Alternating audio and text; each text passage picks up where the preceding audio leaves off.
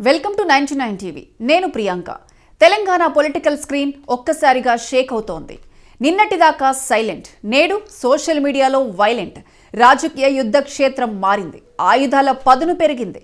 నినాదం ఒక్కటే, అది ఇప్పుడు డిజిటల్ ప్రపంచాన్ని ఉర్రూతలుగిస్తోంది.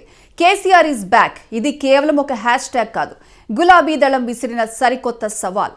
ఒకప్పటి రోడ్ షోలు ఇప్పుడు రీల్స్లా మారాయి. ఒకప్పటి బహిరంగ సభలు ఇప్పుడు మొబైల్ స్క్రీన్లపై గర్జిస్తున్నాయి. ఏమిటి డిజిటల్ గర్జన? 2025లో మొదలైన ఈ పొలిటికల్ రీబూట్ వెనుక ఉన్న వ్యూహకర్త ఎవరు? గులాబీ సైన్యం వేస్తున్న ఆ నెక్స్ట్ స్టెప్ ఏంటి? Let's watch the special story. జనవరి 2025 భాగ్యనగరం నడిబొడ్డున ఒక రహస్య సమావేశం. అక్కడ జెండాలు లేవు, ఎజెండాలు మాత్రమే ఉన్నాయి.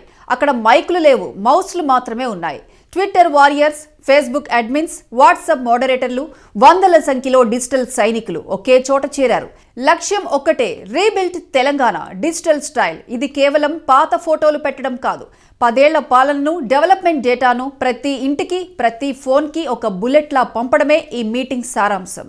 రాజకీయం అంటే ఇప్పుడు ఊకదంపుడు ఉపన్యాసం కాదు, యువతకు అర్థమయ్యే short and sweet information.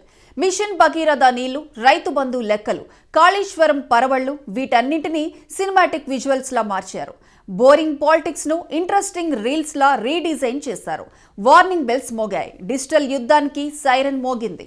Meeting ముగిసింది, యుద్ధం మొదలైంది. గంటల వ్యవధిలోనే సోషల్ మీడియా రూపురేఖలు మారిపోయాయి. 1,00,000కు పైగా ట్వీట్లు, వేల సంఖ్యలో స్టేటస్లు.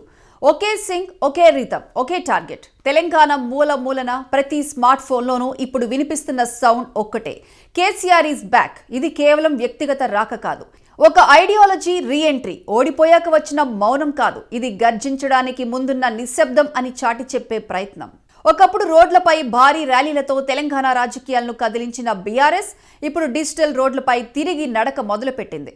టార్గెట్ ఈజ్ యూత్, ఆయుధం ఇన్ఫర్మేషన్. కేసీఆర్ ఈజ్ బ్యాక్ ఒక రోజు ట్రెండ్ కాదు, ఇది రాబోయే రోజుల్లో ఎవరి గేమ్ ఎలా మారుతుందో తెలియచేసే మొదటి సంకేతం. తెలంగాణ రాజకీయాల్లో డిజిటల్ యుద్ధం మొదలైపోయింది. ఇది కేవలం బిగినింగ్ మాత్రమే. ఇంకెన్ని మలుపులు తిరుగుతుందో, ఇంకెవరికి నిద్ర లేకుండా చేస్తుందో చూడాలి. ఈసారి మరింత హాట్గా ఉండబోతుందన్న విషయంలో మాత్రం ఎలాంటి డౌట్ లేదు.